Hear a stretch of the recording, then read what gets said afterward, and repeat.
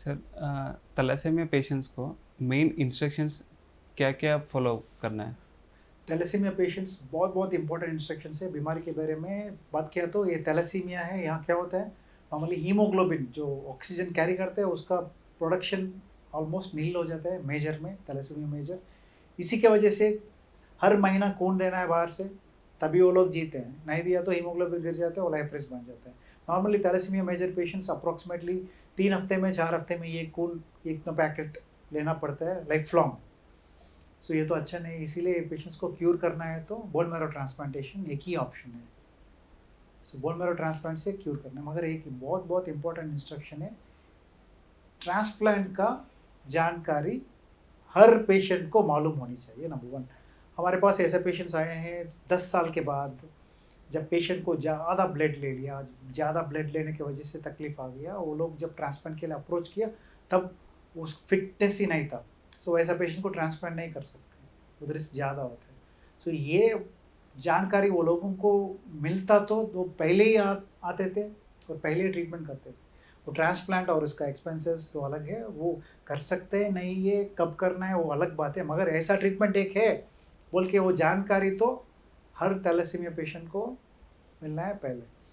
जब थैलेसीमिया में side effect कैसे आता है, कॉम्प्लिकेशन कैसे आता है, तो उसको कैसे अवॉइड करना, कैसे प्रिकॉशंस लेना। थैलेसीमिया पेशेंट को जो भी कॉम्प्लिकेशन आता है, 2 कारण से आता है। एक, खून प्रॉपरली नहीं देने की वजह से।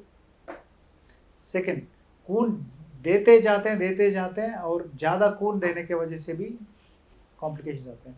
पहले बात करेंगे खून प्रॉपरली नहीं देने से। जब भी हीमोग्लोबिन जो थैलेसीमिया पेशेंट में टारगेट रखना है 8, मिनिमम 8 ग्राम टारगेट रखना है पेशेंट्स को।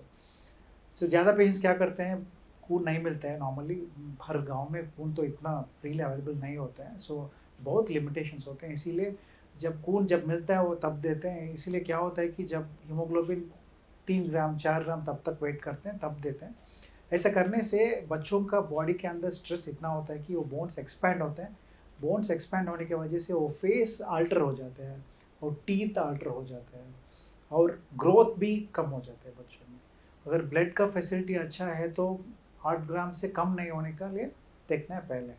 और जब जो सर 8 ग्राम हम देते मेंटेन किया, फिर क्या प्रिकॉशन लेना है। जब भी हम खून देते जाते हैं, बाहर से खून अंदर जाते हैं, अंदर वो खून ब्रेक हो जाता है ना, उसके बाद वो आयरन बन जाता है। आयरन आयरन बनता नहीं, वो डिपॉजिट होता है बॉडी के अंदर। जब एक एक पैकेट में कुछ ना कुछ आयरन डिपॉजिट होता रहता है, वो बाहर नहीं जाता आयरन। इसीलिए जब 20 पैकेट्स के ऊपर चल गए तो आयरन ओवरलोड स्टार्ट होना शुरू होता बच्चों में। ये आयरन की वजह से हर बॉडी पार्ट को नुकसान पहुंच सकता है। आयरन जाके हार्ट को डिस्टर्ब करता है, किडनी को डिस्टर्ब करता है, पैंक्रियास को डिस्टर्ब करता है, जॉइंट्स को डिस्टर्ब करता है, ब्रेन को भी डिस्टर्ब कर सकता है। सो जो भी कॉम्प्लिकेशन आते हैं थैलेसीमिया पेशेंट्स में, आयरन ओवरलोड की वजह से आ सकती है। इसलिए क्या करना है, ब्लड देते जाते हुए फेरिटिन आयरन को मॉनिटर करना है। आयरन को कम करने वाली दवाएं हैं मार्केट में, वो रेगुलरली यूज़ करना है। आयरन को ज़्यादा नहीं बढ़ाना है। ये किया तो, ये स्टेप किया तो आयरन को कंट्रोल में रखा, ब्लड रेगुलरली दिया, तो बच्चे नॉर्मली ग्रो होते हैं, बहुत अच्छे जीते हैं 40 साल तक, वो भी पॉसिबल है ट्रांसप्लांट के बिना। मगर मॉनिटरिंग, स्ट्रिक्ट मॉनिटरिंग में और प्रॉपर फॉलोअप में ये हो सकता है। मगर यूजुअली जल्दी से जल्दी 5 साल के अंदर, 4 साल के अंदर ही ट्रांसप्लांट कराना बहुत इंपॉर्टेंट है। और ट्रांसप्लांट में भी लिमिटेशंस होते हैं, मैच कुछ बार नहीं होता है, फुल मैच नहीं मिलता, हाफ मैच होता है। वो भी हेमाटोलॉजिस्ट से बैठ के ऑप्शंस को डिस्कस करना बहुत इंपॉर्टेंट है। सो थैलेसीमिया पेशेंट्स में मोस्ट इंपॉर्टेंट इंस्ट्रक्शंस ये होता है, खून प्रॉपरली देना है, 8 ग्राम से कम नहीं होने से कम नहीं होना है। फिर 8 ग्राम्स मेंटेन करें तो आयरन ओवरलोड को मॉनिटर करना है, आयरन को नहीं बढ़ाना है। और थर्ड, जब भी आप थैलेसीमिया है, फैमिली को स्क्रीन कराइए, थैलेसीमिया माइनर्स को पकड़िए और वहाँ से दूसरों आदमी को नहीं आने का देखना है। क्योंकि बीमारी पता के बिना 2 आदमी थैलेसीमिया माइनर शादी किया तो बच्चों में मेजर आ जाता है, इसका जानकारी ही नहीं होता ज़्यादा पेशेंट्स को।